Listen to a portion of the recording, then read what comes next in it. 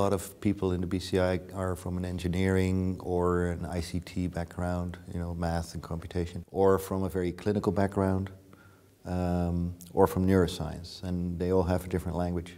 It's one of the most fragmented fields that I've been in. I wanted to bring everything together for young people to get a perspective of what state of affairs is. I think we have a very nice range of speakers who represent the state of the art in the fields that are all associated with BCI. It may not change your science, but it will make you think, and it will open up your thoughts about problems you had never considered before. And then you might come up with better solutions because you come from a different angle. So. Today we will use another cap, so we call it gamma cap. It's already pre-assembled with the electrodes that we need, in this case for P300 and also for SSVEP experiments.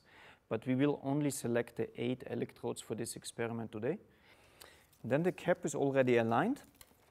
We have here some gel that we call gamma gel, and it's a gel which disappears after about 2 or 3 hours. And then you just select the electrodes that you need. You make sure that the syringe touches the skin. So just fill up the electrodes like yesterday, connect yourself, and then we check again the data quality. It's nice to see how it's matured over the past 10 years and just sort of the growing sophistication of the people here and sort of the common understanding of the problems. People 10 years ago were coming from very different areas and were almost speaking different languages in regard to BCI research, and that's not really true anymore. People understand the issues and understand the major problems and I think the major things that have to be done if the field's going to continue to develop and be productive. After having seen one-dimensional BCI control using EEG, I never thought it's going to go anywhere beyond the one-dimensional control. And then, of course, John Woolpaw showed 2 dimensions and 2 dimensions plus a click, and then the 3 dimensions.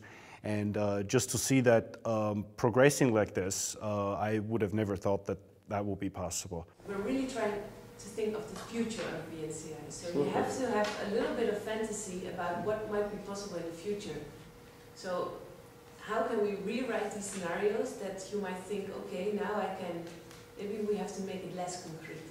But later on, after I present all of them, I want to send you all, split you up in groups, and then you can really write down what you think should be changed in that scenario. Is that okay? I think that's somewhat separate from creative technology. Exactly. One story about a woman we'd been following. She was locked in at that time, and she was being interviewed for a German documentary. The journalist asked her, she said, "I cannot understand why you chose to be artificially ventilated."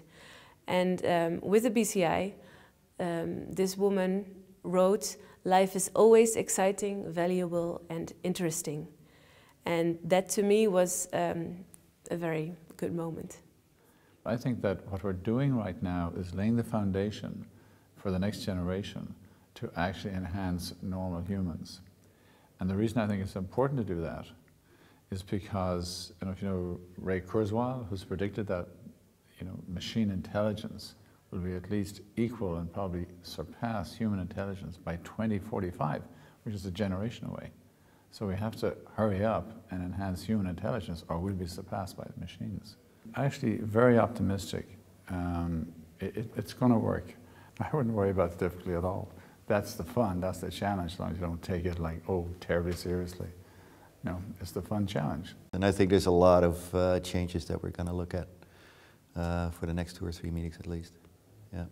And this is not going to go away. BCI is going to be in our face because people really do expect to get this kind of enhancement ultimately.